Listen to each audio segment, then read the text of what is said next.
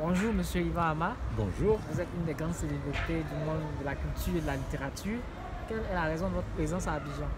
Eh bien, je suis venu à Abidjan invité par l'association Aquaba Culture à l'occasion de la remise du prix Ivoire.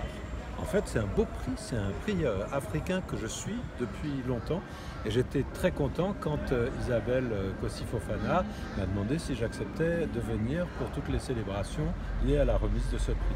Voilà pourquoi je suis à Abidjan pour quelques jours. Vous suivez l'évolution de la littérature tant africaine que mondiale depuis longtemps. Aujourd'hui, précisément la littérature ivoirienne, si vous en avez une idée ou vous en avez suivi son cheminement, qu'est-ce que vous pouvez en dire? J'ai l'impression que la littérature africaine francophone en général, pas simplement ivoirienne, elle est très en expansion.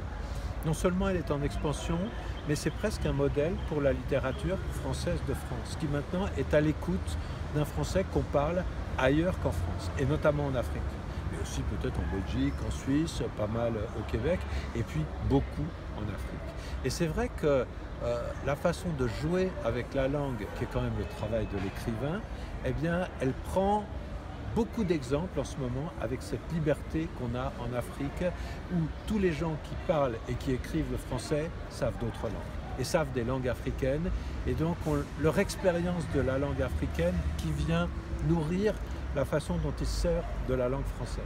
Je pense que le français de France a beaucoup à apprendre de tout ce dynamisme, cette vitalité et cette jeunesse de la littérature africaine en général et ivoirienne en particulier.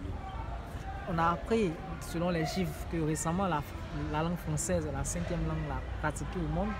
Par les chiffres, on sait que l'Afrique, que ce soit sa jeunesse, sa population, en tout cas, occupe une grande partie de ce pourcentage-là.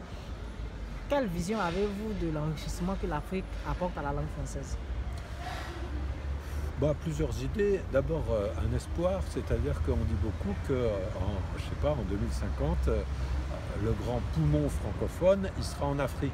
C'est pas sûr, c'est pas évident, parce que ce sont des projections démographiques, mais ce sont des projections qui sont bonnes si on se dit il n'y aura pas trop de guerre, si on se dit les États vont rester à peu près maîtres de leur politique, et en particulier l'enseignement du français va se poursuivre, parce qu'on voit que dans des pays qui ont été ravagés par des guerres ou par des guerres civiles, forcément que la langue qui est celle de l'école est beaucoup moins transmise. Vous voyez ?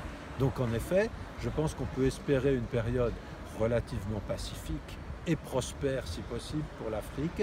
Et à ce moment-là, bien sûr, il y aura un grand centre, une espèce d'organe central de la langue française. Trop longtemps, la langue française, on s'est dit qu'elle venait de France et qu'en France, elle venait de Paris.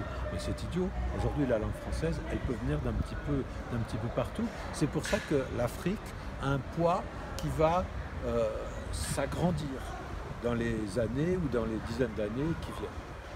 Merci. De rien. Ça va?